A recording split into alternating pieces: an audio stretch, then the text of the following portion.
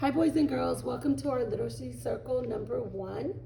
This is the book that we read yesterday, boys and girls. That's right. It's called Little Red.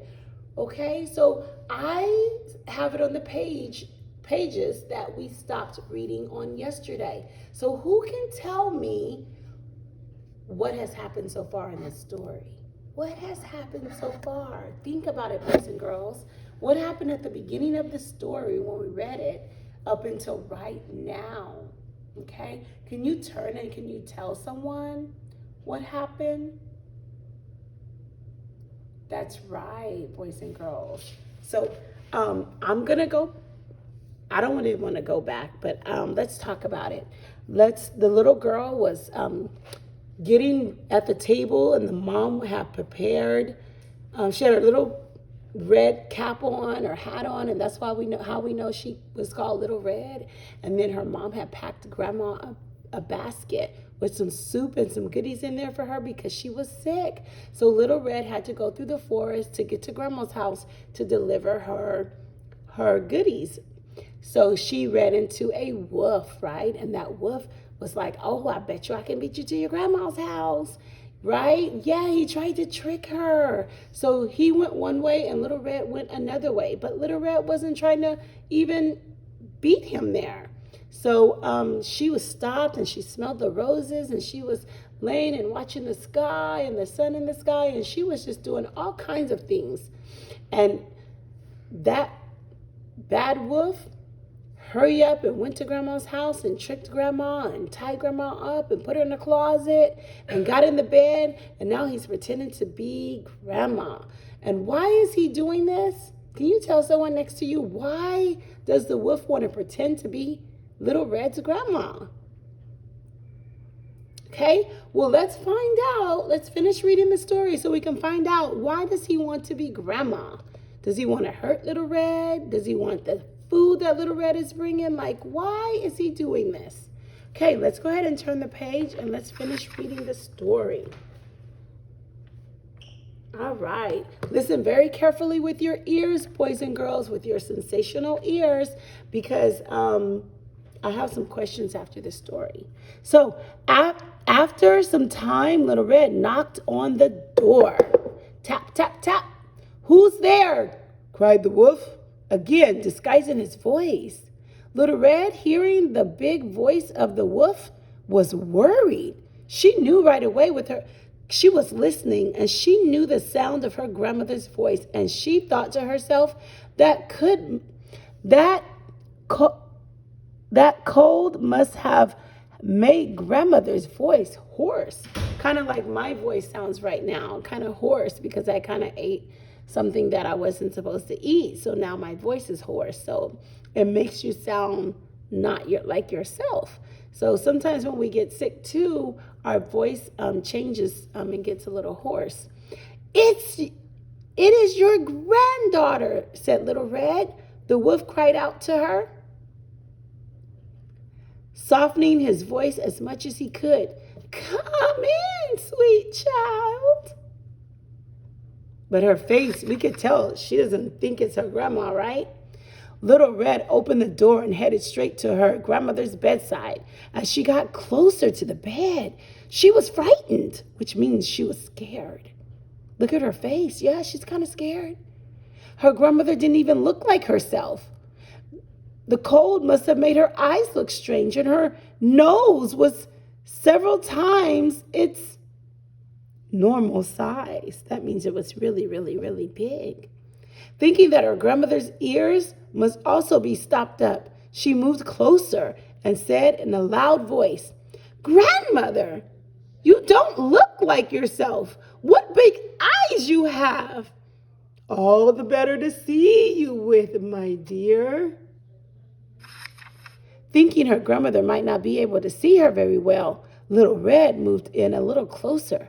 She noticed the grandmother's sweet powder smell was missing. Grandmother, you don't smell like yourself. It's the eucalyptus I use for my cold, my dear. Little Red then reached for her grandmother's hand, but the wolf's paws didn't feel at all like her grandmother's soft hands. It was rough and coarse. Immediately, Little Red let go. She moved in a little closer and surveyed her grandmother's face more carefully. Grandmother, what big ears you have! All the better to hear with, my child. What is Little Red beginning to notice? She's using her sensational senses to figure out that this is not her grandmother. So think about, what sensational senses did Little Red hear or use? Grandmother, what big teeth you have! All the better to eat you up, growled the wolf as he jumped from the bed and attempted to grab Little Red. Little Red jumped away in the nick of time. Thankfully, the wolf, in his haste, got all tangled up in Grandmother's nightgown. He tripped and he fell flat on the floor, bumping his head. As he hit the ground, he was knocked out. Little Red pulled her cell phone from her pocket of her cape and she dialed 911. And then, after she told the operator what had happened, she began to look for her grandmother. She used her sensational senses to look around the room. Yeah, what sense did she use? That's right, she used her eyes to look around the room. Her grandmother was nowhere in sight. She didn't see her. She sniffed the air with her nose, but there was no hint of grandmother's sweet powder, only the smell of the eucalyptus. Little Red stood still and listened quietly. What sense did she use to listen quietly? In hopes of hearing her grandmother. Aha! What was that? She was sure she heard someone knocking. She used her ears to follow the sound and ended up by grandmother's closet. She opened the door and there was grandmother. Little Red untied her, hugged her, and helped her back to bed. And look what she did to the wolf. That's right, she tied him up. As Little Red watched the animal obedience school officer haul the wolf off out to the wagon, she thought to herself, I sure learned an important lesson. I will always trust my senses. That wolf didn't sound like my grandmother. He didn't look like my grandmother. He didn't smell like my grandmother. And he didn't feel like my grandmother. He was an imposter. My senses told me that. The end. Boys and girls, I have a question for you. I hope you were listening with your ears because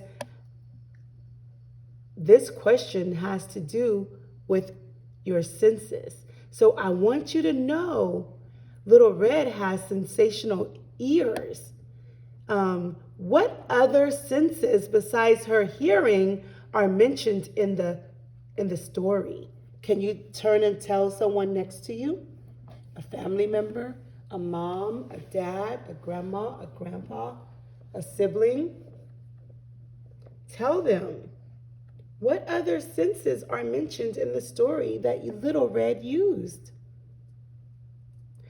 That's right, boys and girls. She used her eyes.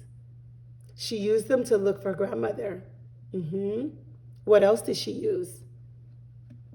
That's right, boys and girls. She did. She used her sense of touch. That's right. She felt when she held his hand, she felt that the wolf did not feel like grandmother. Grandmother didn't have fur or big paws.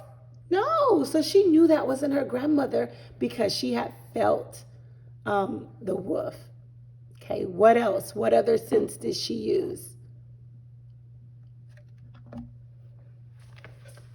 She used her ears for the sound. She said that voice did not sound like her grandmother. Her grandmother did not have a hoarse voice.